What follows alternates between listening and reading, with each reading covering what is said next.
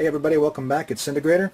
Well, I think it's time that we put this rebuilt panel board back in. And as you remember, we rebuilt it thoroughly, and of course, new neoprenes and everything else all installed, rebuilt faders, and the switches all deoxided, everything, the board cleaned, the tack switches replaced. This is a completely remanufactured panel board at this point. So I'm just going to move this aside just to give you a detail here of Dave's actual front panel. Now I've given it a thorough cleaning, and one of the advantages of having the panel board out is you can really give it a good cleaning, because all of the finger gunk and grout that gets built up around the faders and buttons that you normally have a difficult time getting to, you can actually give it a really good clean out there, you see. So I mean, this is looking brand new, and in fact I would say this has got to be the nicest front panel I've seen in a long time. There's only one thing marring it, and that would be right over here. There's a mild scrape, but I mean, and if you look at it just right, you can sort of see that somehow something went once upon a time, probably back in the 80s. Anyway, not a big deal. Is it noticeable from over here? No, certainly not. So cosmetically, this is A+. It's beautiful. Now, when married to this rebuilt panel board, it's going to be even nicer. So we're going to open this guy. This is turning out to be a real stellar machine. I'm really pleased that I can get Packrat's Juno106 truly up to true love status. So here's where the panel board is going to go, and I'm going to mount the tripod camera, and I'm going to put it in, and we will proceed on from there. And here we are set up to do this. Basically, I have the camera on a tripod. I have Dave's board that has to be reinstalled over here on the protective foam. And you may not recognize the way that this is actually set up, but I've cranked it up so that it's actually going up at an angle and then dropping down on the back. That way I can get in here and position this board properly. And basically I've ensured that the two rubber feet underneath are actually sitting against the tabletop so that there's enough traction. Now I've got to be careful, because if I push this too hard I could make the whole thing pop down, and that would be bad. So we're not going to do that. And over here, of course, is the plastic box where I kept the original screws for safekeeping. There are these zap strap, zip tie, zoodles, plaster strap, whatever you want to call them. I'm sorry. They're called zip ties, I know, but I'm having fun with Gollum. Alright, so I'm not actually going to put these in place just yet. I'm going to put them off to the side. They're not that important. And Gollum, incidentally, is a guy who is correcting me on my terminology, because I called them zap ties instead of zip ties. Heaven forbid. So anyway, let's get these screws in there.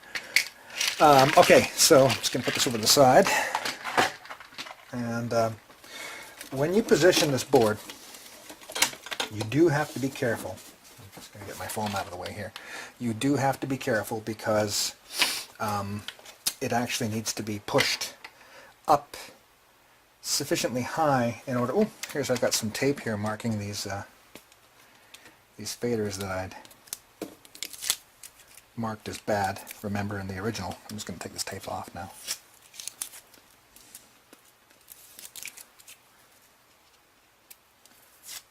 No longer necessary. These faders are all good now, as we know. So when you put this in, you have to ensure, okay, let's slot like that, and then got to make sure that you get the bundles out from underneath so that they don't get caught. And then swivel it down, and if all works well, another bundle trying to get caught. The holes will line up, the sliders will drop in, and everything should be good. I say should be good. Alright. Now what I always do when I put this in, I've learned to do this, is push the board up hard against the metal, up this direction. That way you can line things up better. If you don't do it like that, well, you'll see. We're going to have to do a little bit of a test check to make sure nothing is caught. But first I'm going to put 1 or 2 bolts in solely as a way. Now this is why it's up at this angle. I wouldn't be able to reach down with a screwdriver like this and get it in the way that I'm doing if I didn't have it up at this angle. So I'm just putting 1 bolt in, one screw, not particularly super tight, and then another screw over here on the other side, not particularly super tight.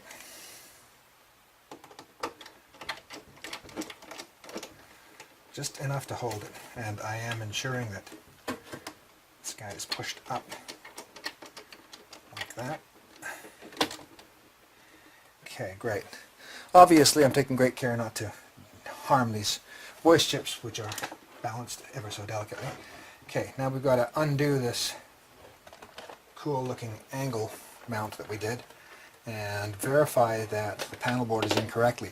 Now look, okay, by pushing up too hard against this, you can see, maybe you can, maybe you can't, let me zoom in to show this to you. And this is one of the things you've got to be watching out for when you remount these. Do you see the inordinate slot at the top and then the bottom is really tight?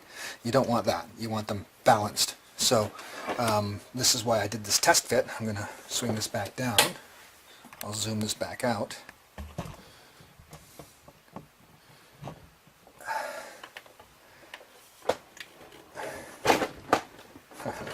Don't you dare escape. And I'm going to loosen this bolt, and I'm going to loosen this bolt.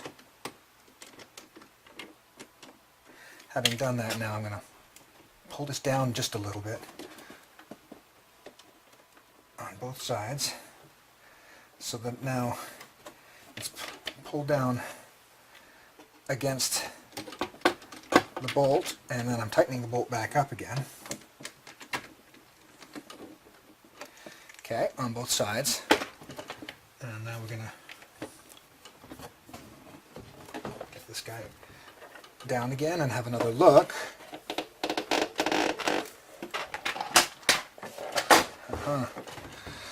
Alright, let's zoom in close.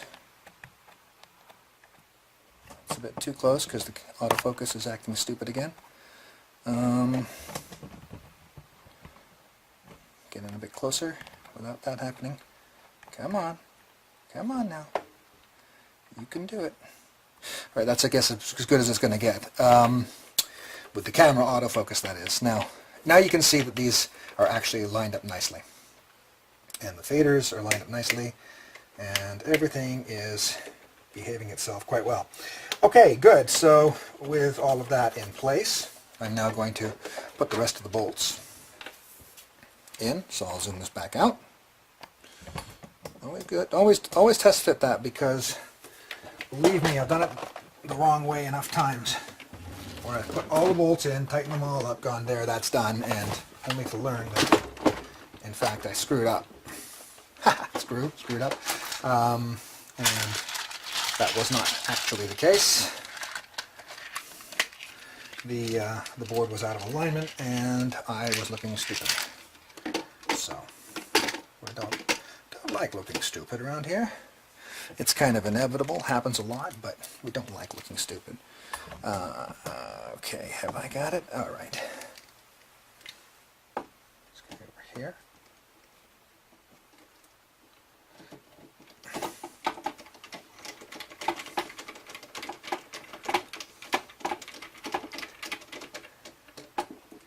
There we go.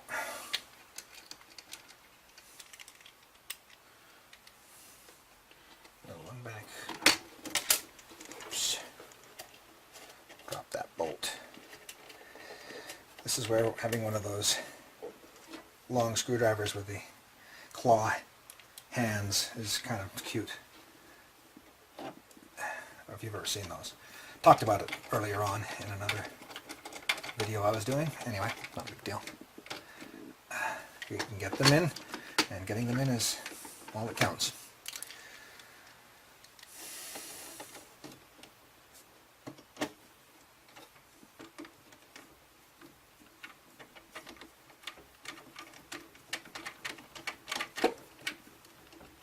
taking care not to strip the metalwork, of course.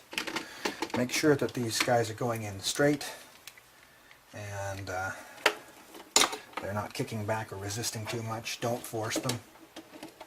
Be gentlemanly.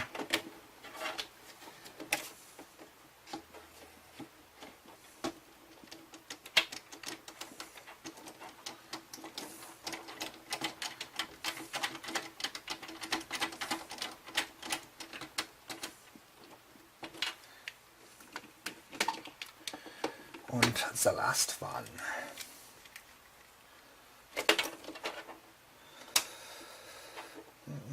There. I am anticipating not having to take this out again. Okay, just a verification that they're all adequately tight without being too tight.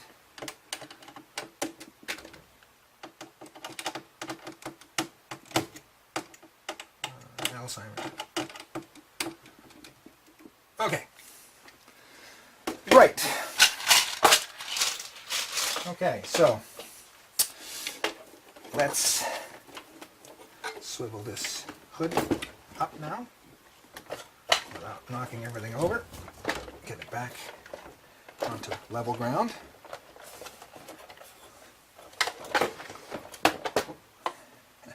I put a couple of parts pins underneath it to act as blocks. Now we can lie totally flat. Okay, great. So the only details now at this point, I'll move this test speaker here. The only details now at this point to worry about are the plugs. And the beauty of these plugs is that they really do tell you quite, from the fact that they've been like that for 30 years, they make it pretty abundantly clear where everything goes. Well, you know, consult your service manual for safety, but I've done this so many times that I'm not too worried. Okay, so first of all, there's a bundle here. Whoops, can't see it. There's a bundle that comes all by itself out from here, and that guy goes right here along the top to the CPU, like that. And then here is one that comes along the side like this. Ta-da! And then here is one that goes like this. That one goes over here.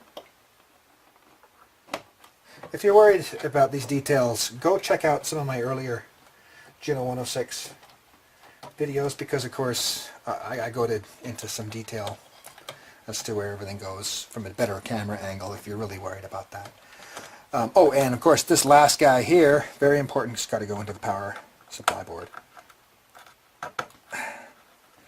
And that's that. So at this point, I've got a dirty key bed to dismember. Remember we talked about that last time? That still remains on the to-do list. But let's have a look at this front panel now.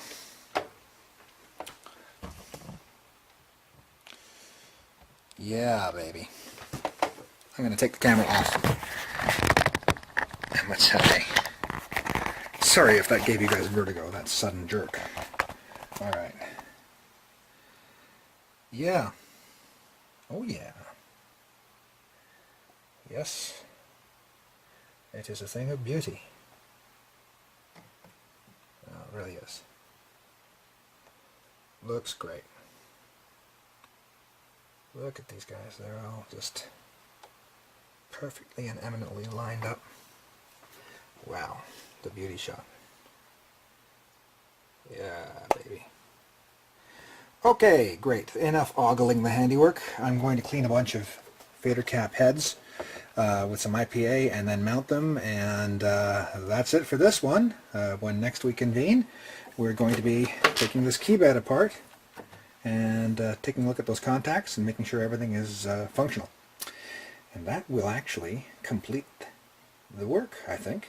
We may call this one completed after that. Oh, no, that's not true. We still got to calibrate it. We've got to calibrate everything.